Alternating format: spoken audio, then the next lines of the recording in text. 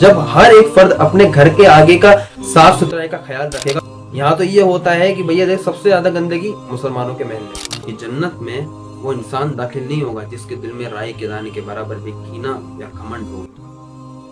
लज़ी खलक़ल मौत वल हयात लियब्लुवकुम अय्युकुम अहसनु अमला। सूरह मुल्क, सूरह नंबर 67, आयत नंबर 2। अल्लाह सुब्हानहू व तआला इस आयत मुबारका के अंदर फरमा रहा है कि हमने जिंदगी और मौत को पैदा किया ताकि हम देखें कि तुम में से बेहतर अमल कौन करता है। इस आयत मुबारका के अंदर अल्लाह ताला ने हमें कहा है कि तुम में से सबसे बेहतर लोग वो होंगे जो सबसे बेहतर अमल करेंगे। इसीलिए तो हमने जिंदगी और मौत को बनाया है।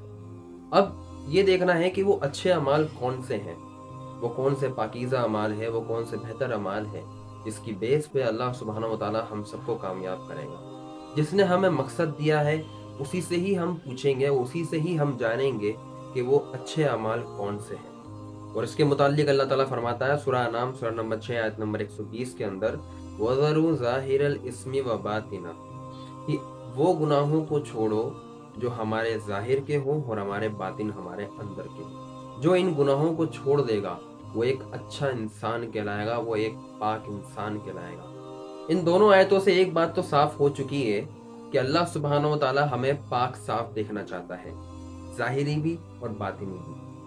अब अगर हम यूं कहें कि इस्लाम नाम है तहारत का, तो ये गलत नहीं होगा, क्योंकि आप देखें तहारत असल किसे कहते हैं। तहारत का जो लफ्ज़ है किसे कहते हैं? तहारत का मतलब होता है किसी गंदगी चीज को अपने आप से दूर हटाना, किसी गंदी चीज को अपने आप से, अपने पास से साफ कर देना, उसको कहते हैं तहारत। हमें ये देखना है कि वो अंदर की और बाहर की कौन कौन सी चीजें हैं या कौन कौन सी वो गंदगी है जिसे हमें साफ करके तहारत व पाकीज़गी हासिल करनी है। अब हम देखते हैं, अगर हम अंदर से शुरुआत करें, हमारे जो अंदरूनी है, मतलब हमारा दिल, उसके अंदर बुग़्ज़ होता है, कीना होता है, घमंड, ऐसी बहुत सारी बीमारियां, ऐसी बहुत सी गंदगियां, इन सबको कैसे दूर होगी और ये कौन कौन सी है, इसको ज़रा हम समझते हैं और इनसे क्या क्या मुआशरे के अंदर नुकसानात होते हैं, जिससे हमें इनकी सफाई की अहमियत पता लगे। सबसे पहला आता है ईमान की पाकीज़गी। जैसे कि अल्लाह ताला सूरह तौबा, सूरह नंबर 9, आयत नंबर 51 के अंदर फरमाता है कि कहो कि हमें तब तक कोई मुसीबत नहीं आ जाती जब तक अल्लाह सुब्हानहू व तआला ने हमारी किस्मत में उसे ना लिखा हो। ये ईमान हमारे पास होना चाहिए ताकि हमें जब भी कोई तकलीफ पहुंचे या कोई भी परेशानी पहुंचे तो ऐसा ना हो कि हम अपनी किस्मत को कोसने बैठ जाएं या हम अपने आप को कोसने बैठ जाएं, हम डिप्रेशन में चले जाएं। बल्कि हमारा तो ईमान ये होना चाहिए कि अल्लाह सुब्हानहू व तआला इस तकलीफ को देने वाला है तो उसको दूर करने वाला भी वही है। और एक हदीस में आता है, जामिया तिरमिज़ी हदीस नंबर 2516, हुजूर अकरम सल्लल्लाहु अलैहि वसल्लम इरशाद फरमाते हैं कि जब तक पूरी दुनिया मिलकर के अगर तुम्हें फ़ायदा पहुंचाना चाहे और अल्लाह तुम्हें फ़ायदा ना पहुंचाना चाहे, तो पूरी दुनिया मिल जाए तुम्हें फ़ायदा नहीं पहुंचा सकती। और सारी दुनिया मिलकर के अगर तुम्हें नुकसान पहुंचाना चाहे और अल्लाह ने इरादा किया कि तुम्हें नुकसान नहीं फ़ायदा हो, तो सारी दुनिया मिलकर के तुम्हें नुकसान नहीं पहुंचा सकती। ये ईमान, इस ईमान की पाकीज़गी हमारे अंदर होना बहुत ज़रूरी है ताकि हम हक की बात बगैर डरे कहें और जो भी अच्छे अमाल हैं हम उन्हें बगैर डरे, किसी का भी हमारे दिल में अल्लाह के सिवा खौफ ना हो और हम हमारी जिंदगी को ईमान के साथ बसर करें। और ऐसा ईमान बनाने का सबसे पहला फायदा क्या होता है कि हम डिप्रेशन, एंजाइटी से दूर हो जाते हैं, हमें ये बीमारियां कभी नहीं लगती। तभी आप देखेंगे कि जो इस पे ईमान रखते हैं उनके अंदर डिप्रेशन के या सुसाइड के केसेस बहुत कम हैं, और जो लोग ईमान नहीं रखते इन चीजों पे उनके अंदर ज्यादा है। अगर एक WHO की रिपोर्ट को देखा जाए तो उस रिपोर्ट के अंदर बताया गया है कि पूरी दुनिया में हर साल 7,20,000 लोग सुसाइड करते हैं। क्यों करते हैं? Depression, anxiety. और डिप्रेशन, एंजाइटी कब होता है? जब हमारा ईमान अल्लाह की तरफ नहीं होता, अल्लाह पे हमारा ईमान नहीं होता।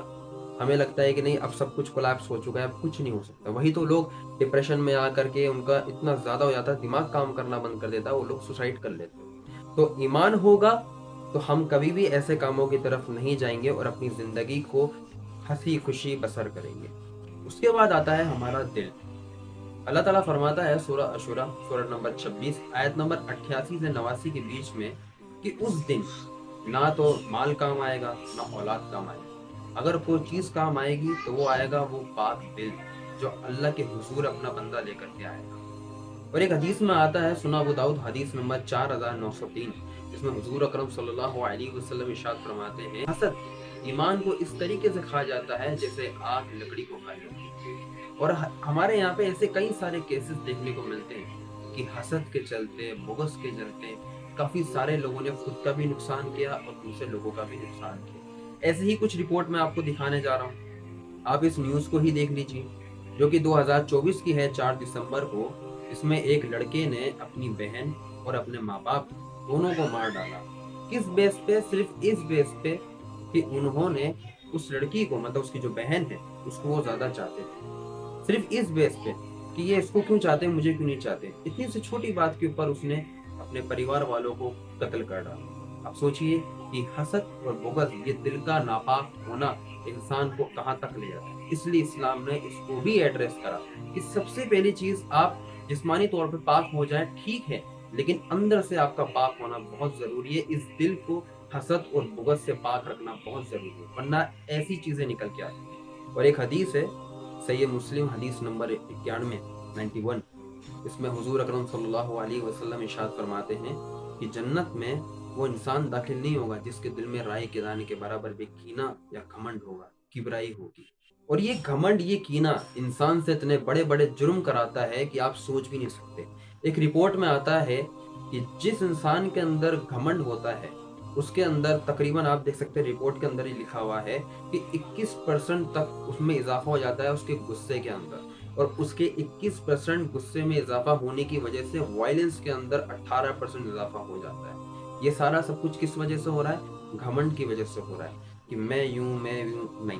तभी अल्लाह ताला फरमाता है ना कि हमने तुम्हें एक नापाक पानी से पैदा किया ताकि इंसान अपनी हैसियत को ना भूले। इसलिए हमारे लिए ये जरूरी है कि हम गुस्सा, एग्रेसिव और घमंड, इन सब चीजों से अपने दिल को पाक रखें। सही अल बुखारी की हदीस है, हदीस नंबर 6136।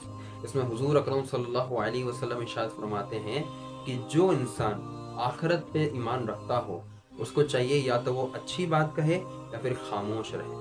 क्योंकि जब इंसान अच्छी बात नहीं कहता, कुछ ऐसी बातें बोल देता है जिससे लोगों का दिल टूटे या सामने वाला गुस्से में आए, तो इससे भी कहीं ज्यादा वायलेंस भड़क जाते हैं। जैसे कि मैं आपको एक केस बताता हूँ। ये केस है 18 जुलाई 2024 का, जिसके अंदर एक शख्स ने एक होटल के वेटर को सिर्फ इस बेस पे गोली मार दी कि उसने गलत जबान इस्तेमाल करी।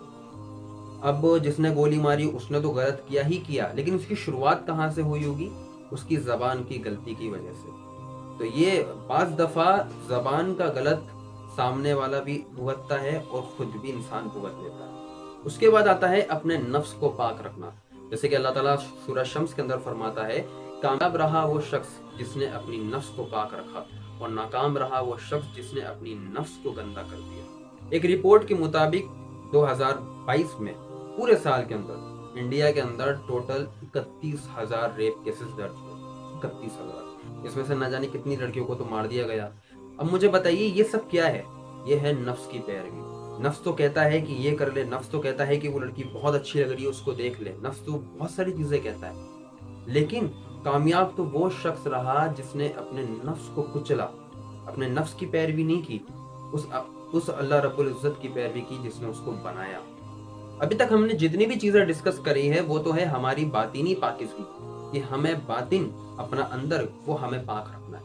अब हम बात करने वाले हैं हमारी जाहिरी पाकिज़गी के बारे में। इस्लाम में बाहरी पाकिज़गी के बारे में वो सब चीज लेने को कहा गया है जो होता है।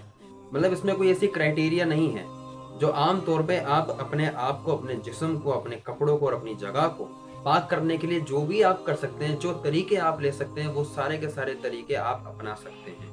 और आम तौर पे बाहर में 3 चीजें आती हैं।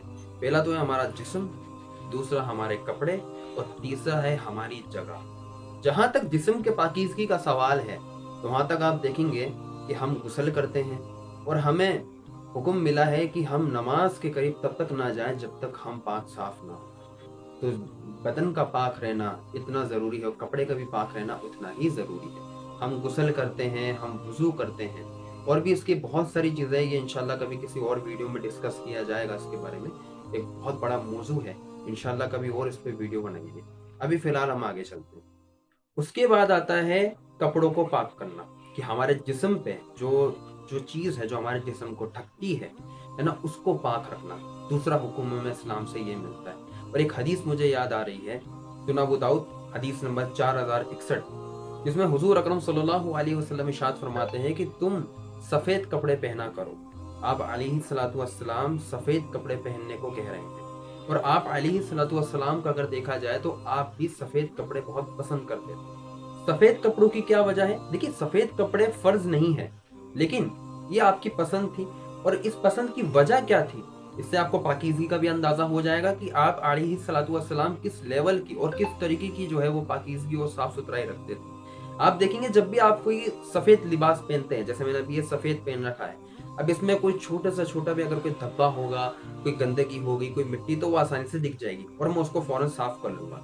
आप अलैहिस्सलातु वस्सलाम का भी मामूल यही था कि आप सफ़ेद ज़्यादा पहनने को पसंद करते थे। आपने वैसे सब रंगों के कपड़े जो उनको मुयस्सर हुए आपने वो पहना, लेकिन आप सफ़ेद पहनना पसंद करते थे ताकि उस पे जो भी गंदगी दिखे तो आप उसको फ़ौरन साफ़ कर लें, फ़ौरन उससे पाक हो जाए, पाकीज़गी इख्तियार कर लें। आप अलैहिस्सलातु वस्सलाम को पाक साफ़ रहना इतना ज़्यादा पसंद था।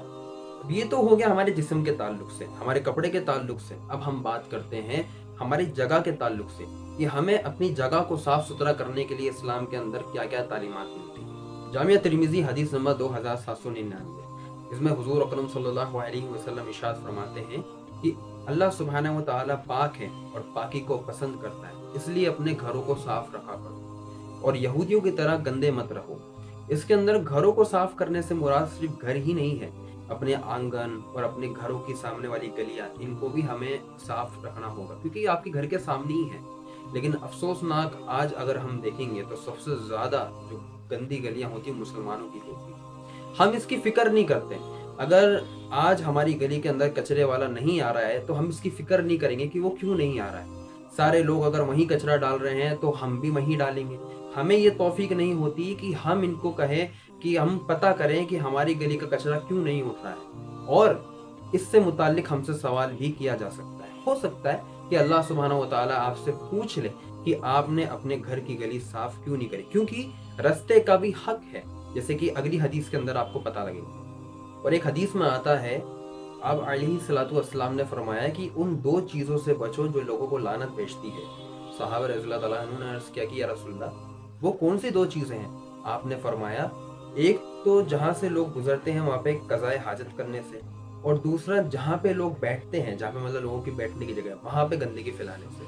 अब जरा सोच के देखिए, इससे हमें रास्ते का हक मालूम पड़ता है कि रास्ते का हक क्या है, कि जहां से लोग गुजरते हैं या वहां पे कहीं बैठते हैं उनको हम साफ सुथरा रखें। अगर हम अपने घर की बाहर की गली जहां से लोगों का गुजर होता है, अगर हम उसको गंदा करते हैं तो हो सकता है कि वो सड़क या फिर वो रास्ता हमें गाली दे और हमें लानत भेजे, क्योंकि वो तो देख ही रहा है और अल्लाह तो देख ही रहा है कि किसने इस गली को गंदा किया, जिस गंदे करने की वजह से लोगों को तकलीफ पहुंच रही है। ये हमारे मोहल्लों में बहुत आम सी बात है। अब आप कहेंगे कचरा पड़ा हुआ है, हम कैसे करें? आप सिर्फ अपने घर के आगे का ध्यान रखें कि हमारे घर के आगे जो है वो किस तरीके से साफ सुथराई रहे, उसका आप ध्यान रखें। जब हर एक फर्द अपने घर के आगे का साफ सुथराई का ख्याल रखेगा तो ऑटोमेटिकली पूरी गली, ऐसे करके पूरा मोहल्ला और ऐसे करके पूरा शहर साफ सुथरा होगा, पाक साफ होगा। एक मिसाल बने कि कोई भी आए तो ये कहे कि मुसलमानों का मोहल्ला जो है वो बहुत ज्यादा साफ सुथरा होता है, लेकिन यहाँ उल्टा हो रहा है। यहाँ तो ये होता है कि भैया देख, सबसे ज्यादा गंदगी मुसलमानों के मोहल्ले में, जबकि उनको ये नहीं पता कि अगर कोई आलिमत का कोर्स होता है, कोई आलिम बनने के लिए आता है, कोई मजहब सीखना चाहता है, सबसे पहला जो बाब है, सबसे पहला जो चैप्टर है वो तहारत का होता है। सबसे पहले वो यही सीखता है कि पाक साफ कैसे रहना है। ये तो इब्तिदा है इस्लाम की। लेकिन यहाँ पे जब वो गुजर करता है, जब वो दोहरा करता है मुसलमानों के मोहल्ले का, तो देखता है यहाँ से तो गंदा ही कोई मोहल्ला नहीं होगा, इनको तो सिखाई गंदगी होगी। लेकिन इस्लाम इसके बिल्कुल अपोजिट है। तो इस्लाम की जो तस्वीर है असल लोगों को वही दिखाए। अगर आपकी वजह से इस्लाम की गलत तस्वीर लोगों के जहनों में जाती है तो उसका गुनाह भी आपके ऊपर होगा, याद रखिएगा। ये वो चीजें हैं, ये हमारी बातीनी और जाहिरी वो पाकीज़गी है जो इस्लाम कहता है और इस्लाम हमें अच्छा मानता है। और इन्हीं जाहिरी और बातीनी पाकीज़गी के जरिए हम अल्लाह सुब्हानहू व तआला के सामने हम अच्छे रहेंगे। अब आप देख लीजिए कि आपको अगर अल्लाह सुब्हानहू व तआला के सामने अच्छा बंदा बनना है, उसका फर्मा बरदार बंदा बनना है, तो आपको अपने अंदर ये पाकीज़गी पैदा करनी होगी। اپنے اعمالوں کو ٹھیک کریں، اپنے جسم کے لگی ہوئی گندگی کو دور رکھیں، اپنی جگہ کو اور اپنے ماحول کو ہر طریقے سے پاک صاف رکھیں۔ اور یہ ویڈیو زیادہ سے زیادہ شیئر کر دیے، خاص طور پہ ان لوگوں کو شیئر کریے جن کے محلوں میں گندگیاں ہوتی ہیں، یا ان لوگوں کو شیئر کیجیے جو اس چیز کو بہت ہلکے میں رہتے ہیں، ارے کوئی بات نہیں، یہ تو اس کا کام ہے، وہ صاف کر لے گا، یہ کر لے گا۔ نہیں، ایسا نہیں ہے، یہ سب کا کام ہے، یہ ہمارا سب کا کام ہے۔ اس سب سے متعلق ہم سے سوال کیا جا سکتا ہے۔ ہمیں اس دن سے ڈرنا چاہیے جس دن اللہ سبحانہ و تعالیٰ ہم سب سے اس کے بارے میں سوال کرے گا۔ السلام علیکم ورحمۃ اللہ وبرکاتہ۔